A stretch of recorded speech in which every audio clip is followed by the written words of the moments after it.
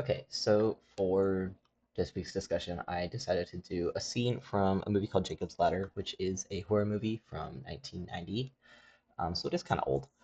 Uh, and this is just because it's relevant to the lighting style, it's horror, and this scene is supposed to be very a little intense, a little creepy, supposed to make you feel a little uneasy because we just had an opening scene where our main character had some weird interactions with people on a subway. So we're in this subway station. Basically, he's just trying to cross from one side to the other, and he has to go across the tracks. Okay, there we go. So at the beginning of the scene, we can see everything is very, very shadowed. We don't have a lot of detail. Um, the light here, they're definitely going for a more motivated light kind of look. As we can see, uh, sorry, hold on, right here. The only lights we have are these ones like along the passage and then the light from the approaching train. And when we go back to this shot, we can see there really isn't any extra light on him.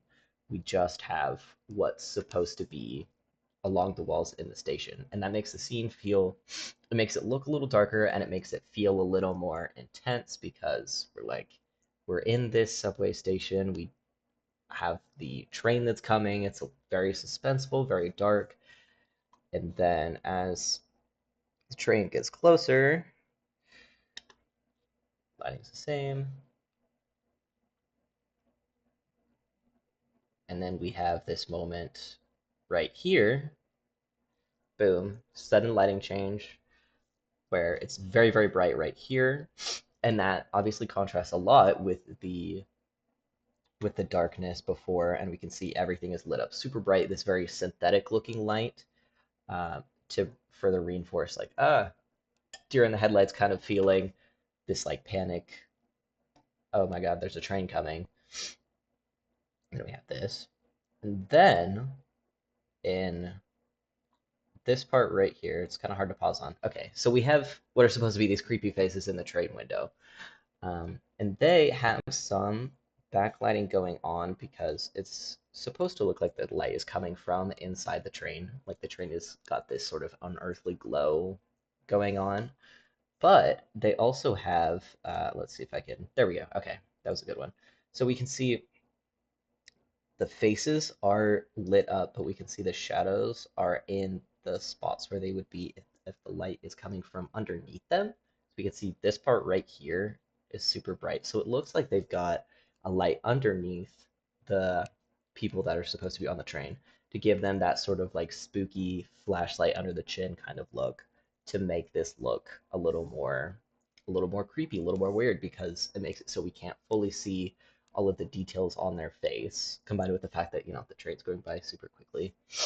But the fact that the lighting style actually takes away from the detail of their faces and of the scenes, it makes it a little bit scary because we don't actually know what these people look like. Are they looking at him? Do they have something weird going on with their faces? So it makes it a little more impactful. And yeah, you can see it gets progressively creepier. And then something I do want to go back to briefly, the this part right here where we have the bright flash.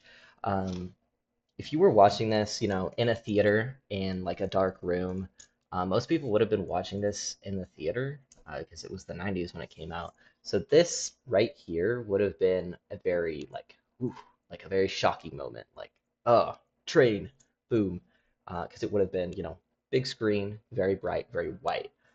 So it would create that nice feeling of shock through the in the viewer, and then because near death experience, so that's kind of getting the audience to feel what our character is feeling. And then as we see this train pass and it's like we've had this crazy moment, then we have something even more. We've got these creepy faces.